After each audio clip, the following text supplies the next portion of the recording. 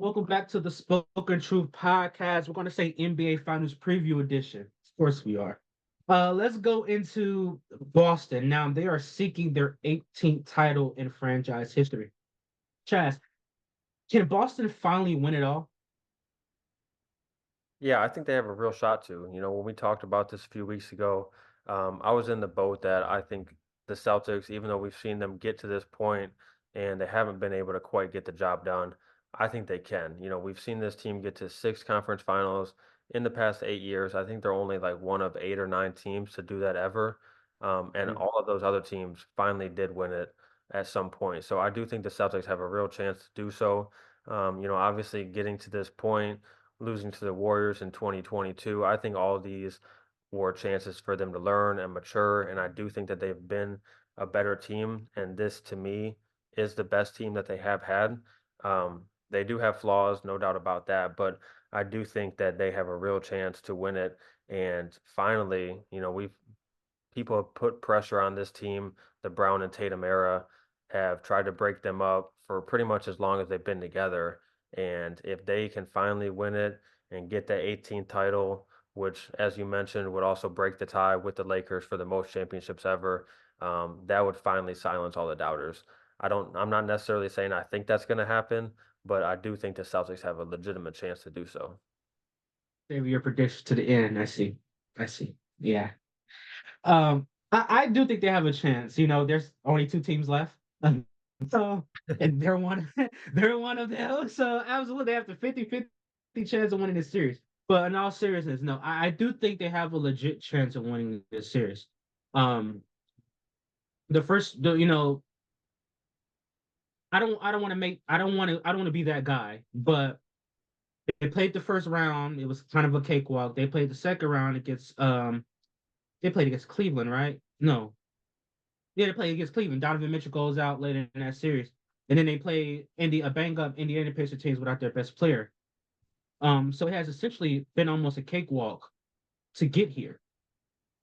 None of that matters if they win the chip. And Mhm. so I think what it's going to come down to is that when we're looking at this NBA Finals matchup, it's going to come down to Jason Tatum being the best player on the Boston Celtics team and playing like it. I'm not saying he has to win this championship. Where I don't think anybody that really studies basketball, I don't think anybody's going to hold this title against Jason Tatum if he doesn't win it.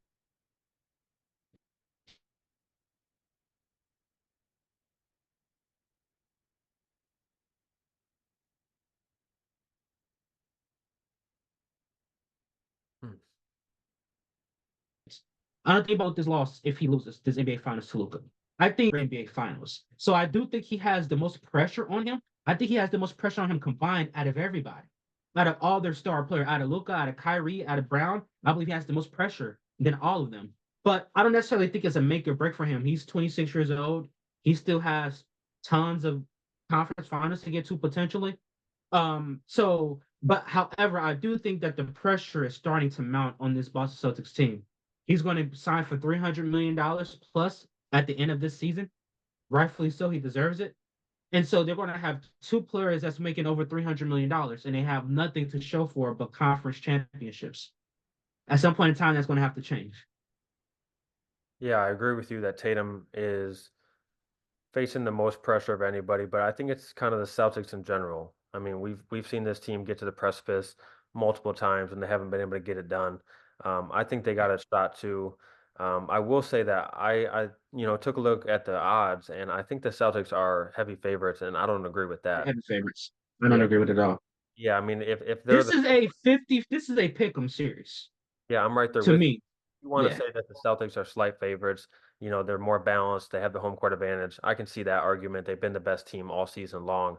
But the fact that they're minus 225 is surprising to me. And the Mavericks, if they do pull off the upset, it'd be the third largest upset since the merger in 1977. And I don't see it quite like that. I mean, No. like I said, if you want to call it an upset, okay, I can see that. But the fact that they're that big of underdogs was surprising to me. I did have one more note that I was kind of surprised about, but the Celtics are 76-20 right now if you include regular season and playoffs, and only 15 teams have ever reached the finals with less than 20 losses, and they're 14-1.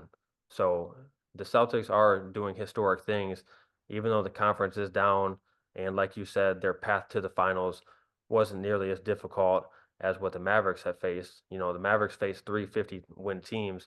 Meanwhile, Yeah. the Celtics haven't faced one. So, I mean, Yeah. even the path have been different.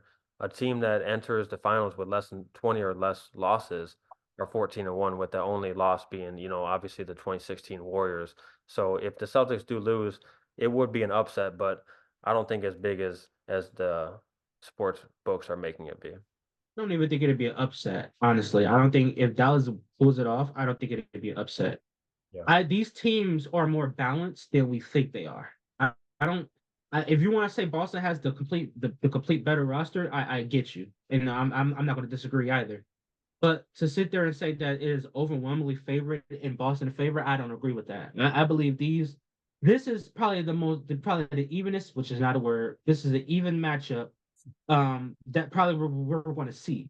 Yeah. I don't know what other matchup we probably would see that would say, okay, this is comparable. These two teams are on par with each other. Um, I don't know if you would have said maybe Phoenix. I mean, Phoenix had their issues, so we don't know. We would have said Milwaukee, maybe, but the Nuggets, the Nuggets and Boston probably on par right there with each other. But this is as close as we're going to get to an even matchup, and so